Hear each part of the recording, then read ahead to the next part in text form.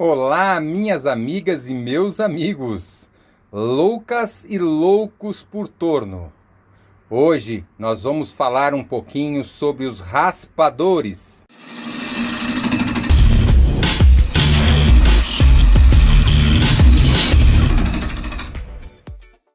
E eu gostaria de mostrar algumas curiosidades para vocês.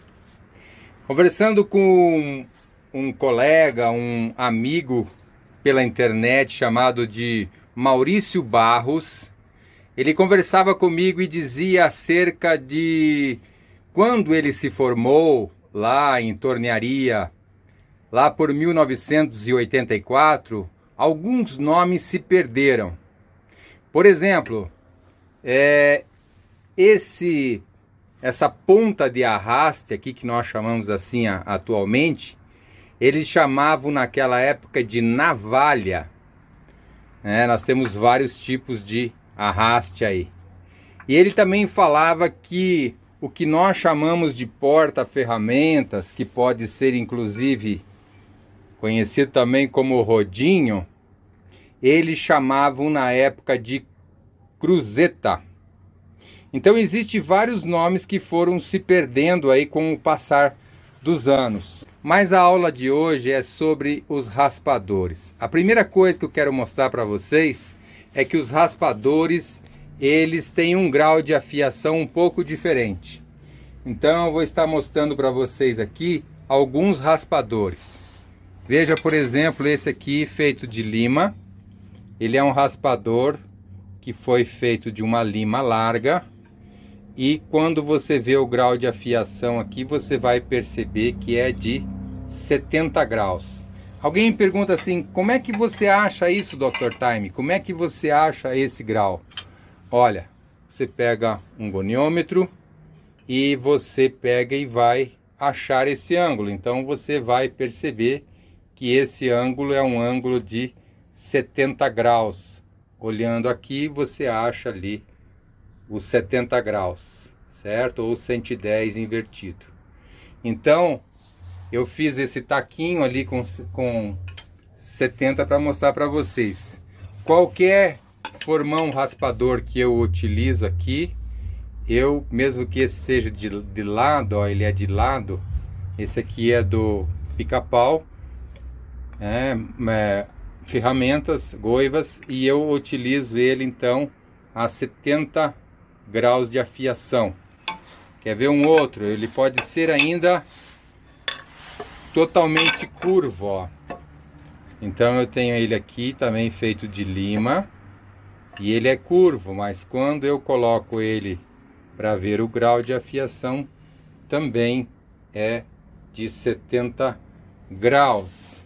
Esse formão ele tem um lado reto, um raspador com um lado reto e o outro lado curvo. Temos aqui esse aqui que é colocado então um inserto ali, ó.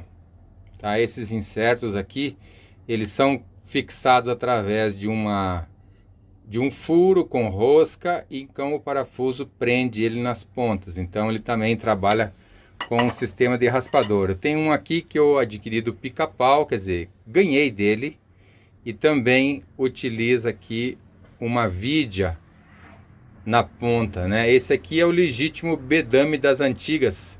Lógico que eles eram afiados no próprio metal na ponta. Então o bedame era quadrado dessa forma. E existe esses de vidia que eu vou trocando. Então eu posso colocar esse menor, posso colocar esse maior, eu posso colocar um redondo na ponta, olha aqui, ó, conectado lá também. Eu posso colocar um sentido mais agudo, tá? E o que mais? Tem um pontiagudo aqui que eu posso trocar também, ó. Ele é bem pontinho. Essas ponteirinhas aqui são usadas no torno mecânico. Todos esses bits aqui são usados no torno mecânico, tá? São raspadores. Não podemos esquecer também que naquela época existia o bedame em ponta de diamante, é esse aqui, ó. Então ele tem uma ponta assim que lembra um diamante. Vamos ver se dá foco lá, né? E aí você raspa, formando então essa ponta aqui. É um tipo também.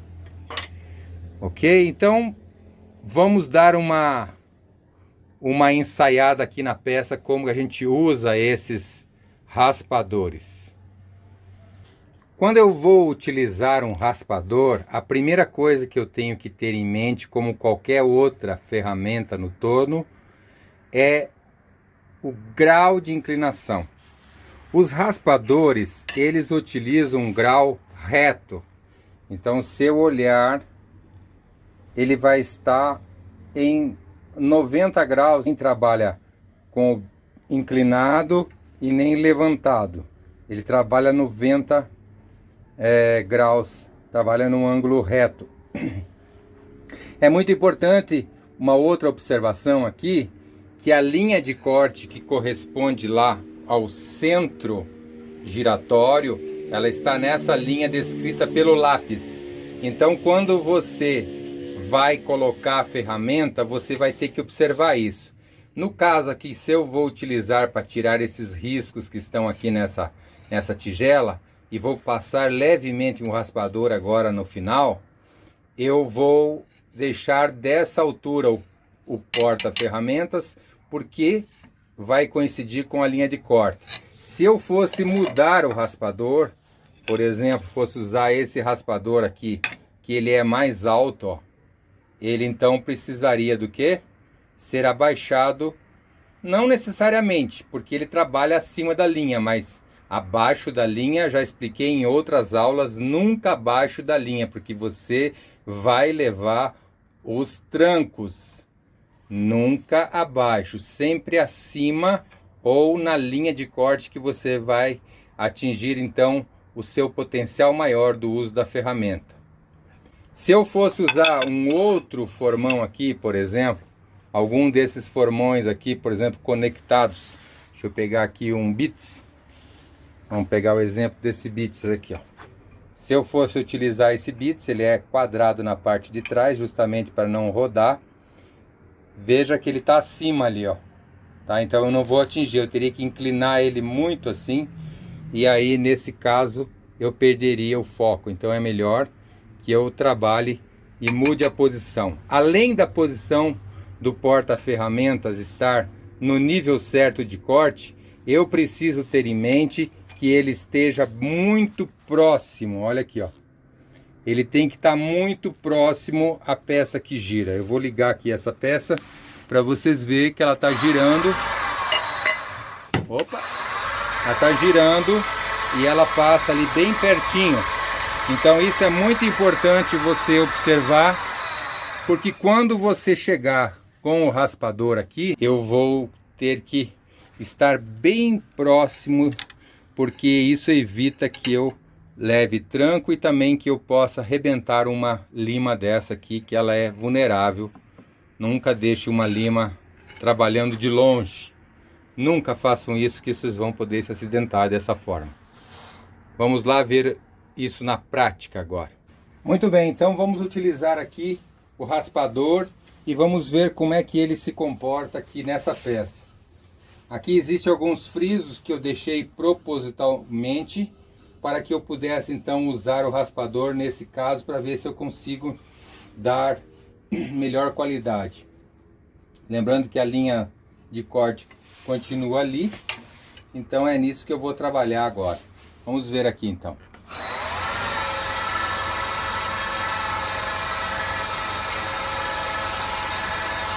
Usando um raspador reto, largo, eu vou trabalhar só no meio só aqui no meio, tá? Então perceba, ó. É só a minha linha de corte, é só no meio, ó.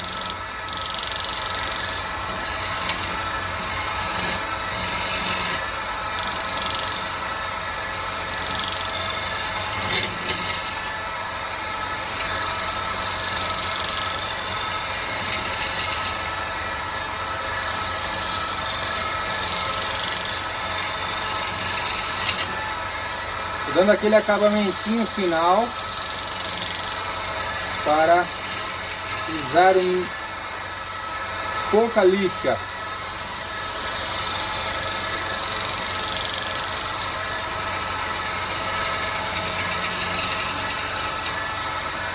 Ó, então a qualidade do cavaco é bem fininha, dando só uma caspeleta. Gostaram então? Vamos ver como é que ficou aqui. Veja que ficou muito bom. Lógico, tem a parte que pega no reverso da madeira. E isso aqui agora com uma bela lixadinha, passando as lixas aqui, que é em outra aula sobre lixamento. A gente vai ver daí como é que fica. Essa é uma maneira. Agora eu posso usar o raspador nessa parte de trás aqui para preparar ele, a peça, para virar para o outro lado. Vamos ver isso como é que funciona. Nesse caso aqui, eu também posso utilizar então um raspador. E vou usar então esse modelo aqui agora com o inserto na ponta. Vamos ver como é que funciona aqui.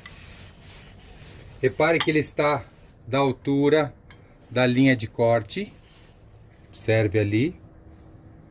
Então vamos usá-lo agora.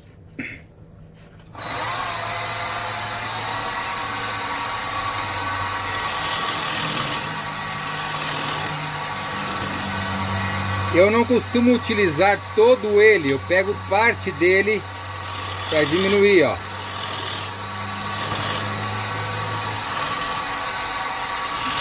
Então devagarinho eu vou tirando e acertando agora.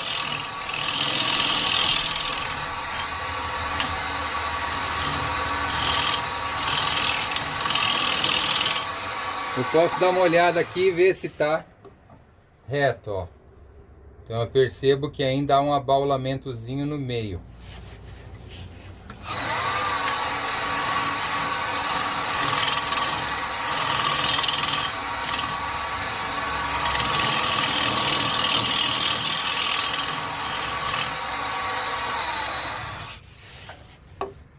Então agora eu percebo que tá bem certinho. Estão conseguindo observar aí? E eu terei que tocar somente esse lado esquerdo para marcar aqui. Então vamos ver como é que funciona. Toco ali e vejo onde é que tá, ó. Tá vendo? Ó, então eu vou aproximando. Tá longe ainda, ó. Olha lá. Agora eu percebo que tocando aqui eu vou encostar o outro lado direito lá, ó. Então é esse. Fica a minha marca aí onde é que eu vou entrar. Para eu fazer o rebaixo nessa peça, eu vou precisar fazer o rebaixo nesse ângulo aqui, ó. Esse é o ângulo da peça, ó. Então, se você for pesquisar através do goniômetro, qual é o ângulo dessa castanha, desse mordente, chamado de mordente da chuck ou da placa, isso aqui tem um grau.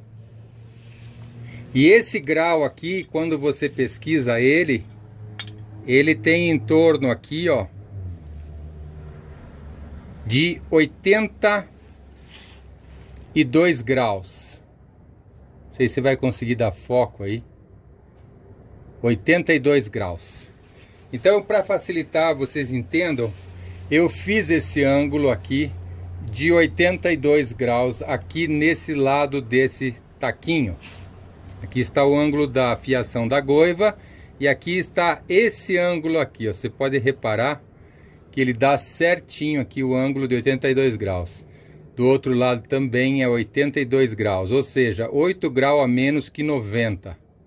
Por isso que alguns falam que o ângulo disso aqui é 8 graus, mas é na verdade 82, 90 menos 8, 82 graus.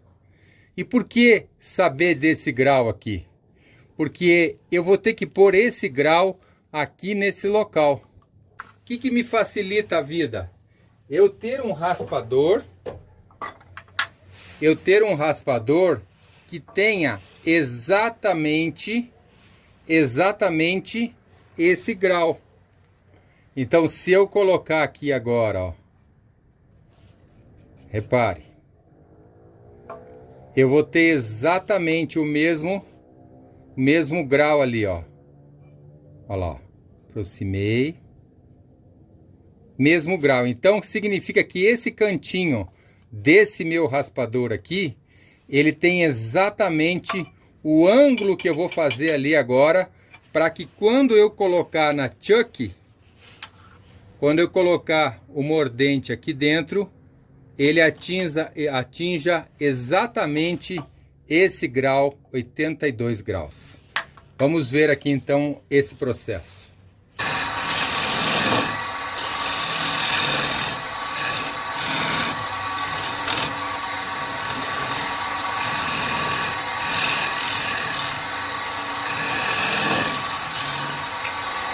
Vai coincidir na mesma altura desse inserto, ó.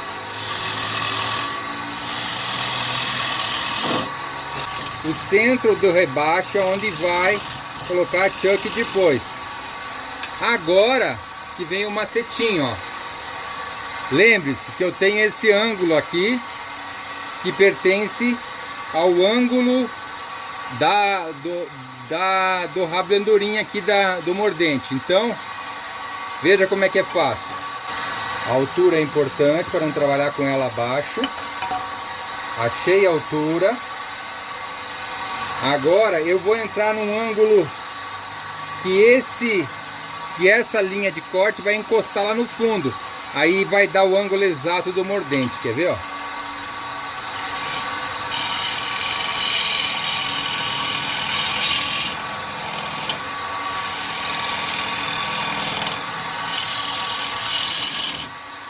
Agora exatamente aqui, ó, é o ângulo que eu preciso para quando eu colocar o mordente. Ele vai ter exatamente o ângulo ali, ó. Então tá aí ele no ângulo correto para a fixação da peça na placa do chuck. Vamos fazer esse lado aqui e vamos ver o que a gente pode usar então de raspadores nesse caso aqui. Deixando bem próximo a linha de corte que eu vou utilizar coincide com o centro, então eu vou usar esse formão raspador aqui.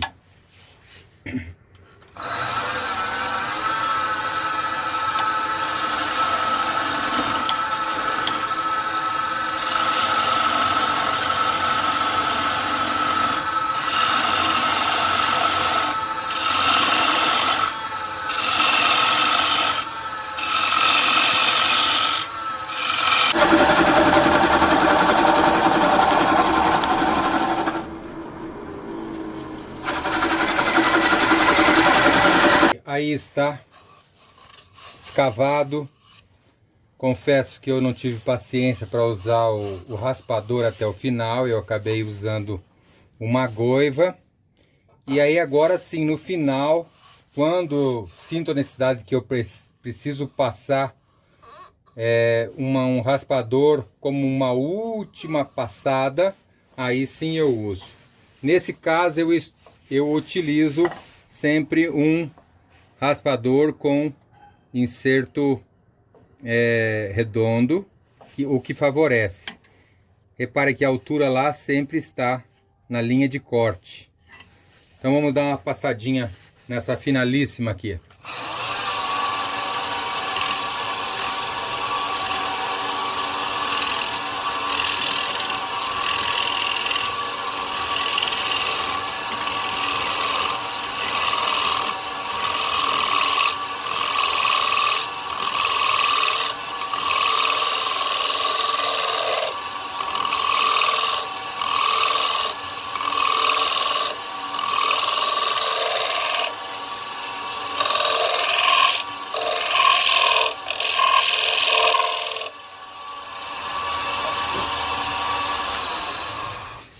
É isso aí. O restante agora ficou bem. O restante agora vai na lixa e dá o acabamento. Deixei a parede bem fininha. Mas aí deu para demonstrar o uso dos raspadores. Existe ainda um raspador que eu fiz aqui com inserto também, que ele foi feito com ponteira de talhadeira, e daí foi feito um recorte aqui e encaixado esse inserto de maneira que ele pode fazer aqueles envasados por dentro com a boca mais estreita. Mas basicamente é isso. Então vocês viram aí que você pode adquirir raspadores feitos caseiramente, como é o caso desse uso de lima. Você pode estar adquirindo raspadores com insertos, como é o caso desse que é do Pica-Pau. O mestre Ramos faz também formões. Eu tenho um modelo aqui dele que é esse aqui, é um skill, mas ele faz raspadores de alta qualidade também lá, o mestre Ramos. E o Rosivan também faz. Então você pode ficar com os telefones deles que estão descritos aí na descrição do vídeo, e você pode então adquirir formões comprados ou fazer os seus próprios. Só para finalizar, não esqueça que se fizer algo de lima, as limas Nicholson são as melhores, né? Você encontra em ferro velho, mas a lima não pode ser usada à distância, ela tem que estar bem próximo à linha de corte. Nunca esqueçam disso. Eu tenho aqui até uma lima redonda que eu poderia usar como raspador aqui agora no final, mas acabei utilizando a com inserto, mas eu poderia usar ela também aqui agora no final aqui para dar essa última passada. Valeu, pessoal, espero que tenham gostado. Fiquem com Deus. Fiquei devendo aí o uso dos raspadores em peças cilíndricas longitudinais, mas isso aí é a coisa mais fácil, desde que você mantenha aquele nível de corte, o posicionamento e a posição do raspador mais próxima possível da linha de corte. Tá bom, pessoal? Deixe seu like aí, por favor. Se inscreva no canal, ative o sininho para você receber mais vídeos. E assim que eu colocar mais vídeos, você já é avisado. E você que não se inscreveu ainda, se inscreva no canal. O canal Loucos por Torno com Dr. Time. Modéstia à parte, quero o melhor para vocês. E eu tenho me esforçado para isso. Comente aí embaixo, deixe seu comentário aí. Não esqueça de comentar aquilo que você gostou, alguma crítica, alguma coisa. Lembrando-se que eu sou autodidata. Tudo que eu aprendi sozinho. E por isso pode ser que faça algumas coisas que alguns professores tradicionais ou de escola técnica não concordem. Mas foi isso que eu aprendi na minha maneira autodidata. Valeu, pessoal! Grande abraço, fiquem com Deus!